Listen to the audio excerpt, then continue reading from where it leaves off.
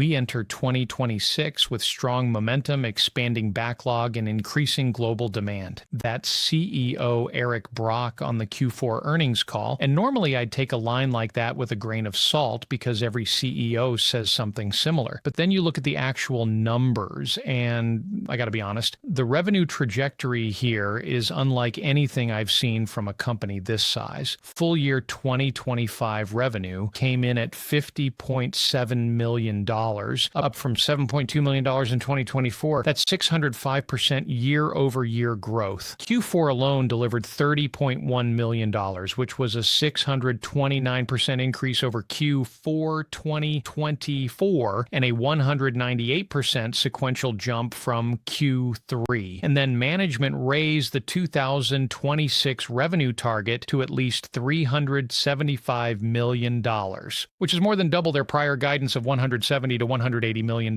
from just a couple months ago. Q1 2026 alone is targeted at $38 to $40 million, representing 820% year-over-year growth. Now, before anyone gets carried away, I need to point out something that's just as dramatic as the revenue growth. The share count went from 93 million to 380 million shares outstanding. That is massive dilution, and it fundamentally changes how you need to evaluate these numbers. Revenue can grow 600% and still not translate into shareholder value if the share count quadruples alongside it. This is not financial advice. Everything here is based on our opinion and our own research. Let me talk about where the growth is actually coming from, because the headline number means nothing without context. Ondas Autonomous Systems, which is the core of this story, generated $49.7 million of the $50.7 million total. Ondas Networks, the legacy railroad communications business, contributed just $0.5 million in Q4. So this is essentially a one-segment story right now. The OAS growth was driven by shipments of Iron Drone and Optimus platforms, plus revenue contributions from companies acquired in the second half of 2025. And that's the key detail. A significant portion of this revenue growth is acquisition-driven. Since July 2025, Ondas has acquired Apero Motion, SPO Insight, 4M Defense, Sentrycs for $224.6 million, Roboteam for $81.7 million, Rotron Aerospace, BIRD Aerosystems for $110 million,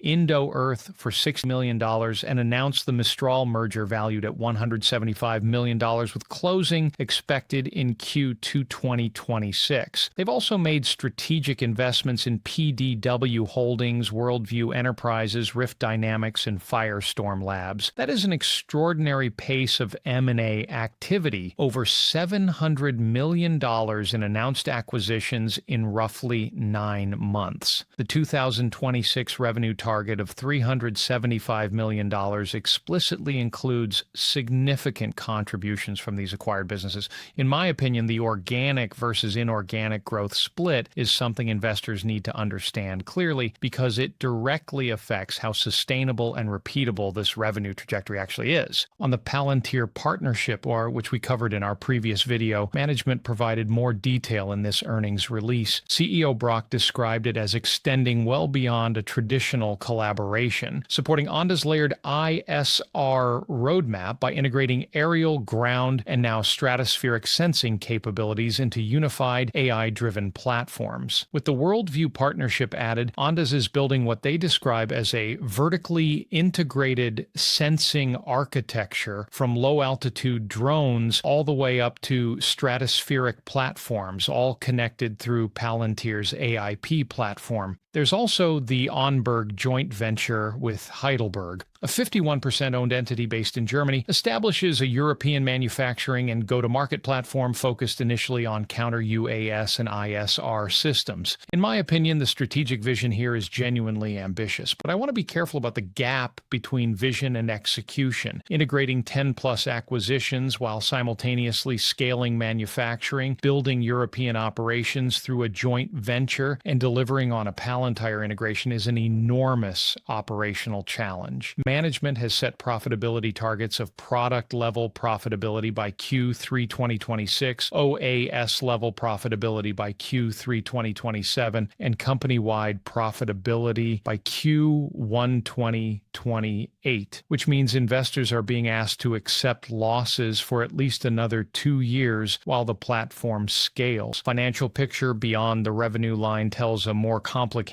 story. Gross margins improved significantly, 42% in Q4 2025 versus 21% in Q4 2024, which shows the product mix is getting more favorable as revenue scales. But operating loss widened to $58.4 million for the full year, up from $34.6 million in 2024, driven by the added costs of acquired companies and the build-out of management infrastructure. The net loss was $133.4 million, though $82.2 million of that was a non-cash charge related to warrant liabilities that doesn't reflect actual business performance. Adjusted EBITDA loss was $31.3 million for the full year. The balance sheet looks strong on paper. $594 million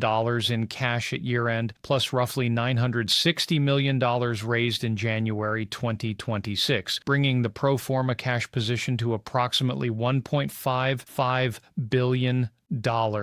Backlog stood at $68.3 million, up from $20.3 million the prior quarter. But management also flagged that adjusted EBITDA losses will increase in Q1 2026 as operating expenses ramp ahead of revenue. They described it as running in front of revenue necessary to support growth. In my opinion, the cash position provides substantial runway, but the pace of spending, both on operations and acquisitions, means that runway could shorten faster than the headline number suggests if revenue doesn't scale as projected. Now, the risks need honest attention. The dilution is the elephant in the room. Going from 93 million to 380 million shares in a single year is a 4 times increase in share count. The company has raised over $1.8 billion in gross equity proceeds since June 2025. Every acquisition funded partly or fully with stock dilutes existing shareholders further. Second, the acquisition integration risk is extreme. 10+ acquisitions in 9 months across multiple countries with different cultures, systems, and customer bases. That is an integration challenge that even much larger companies would struggle with. Third, the $375 million revenue target for 2026 includes contributions from businesses that haven't fully closed yet,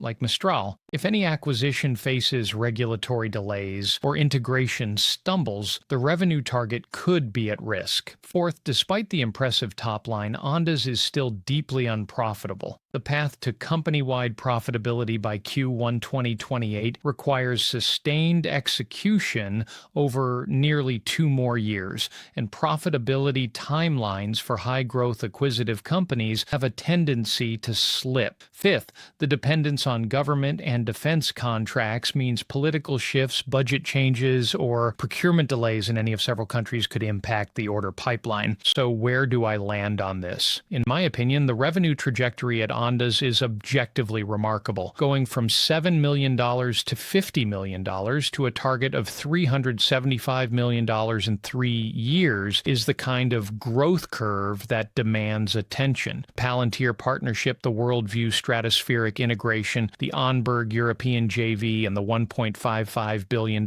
cash position all suggest a company that's building something genuinely ambitious in autonomous defense systems. But I keep coming back to 2 things: the dilution and the integration risk. A 4 times share count increase in 1 year is not a footnote. It's a fundamental part of the investment math, and absorbing this many acquisitions this quickly while simultaneously scaling operations globally is one of the hardest things a management team can attempt. The revenue growth could be real, and the stock could still underperform if the dilution outpaces value creation. I think this is one of the most fascinating and polarizing setups in small cap defense, but fascinating doesn't mean simple. I could be wrong about how this plays out. This isn't financial advice. Do your own research. Drop a comment and let us know which stock you want us to analyze next.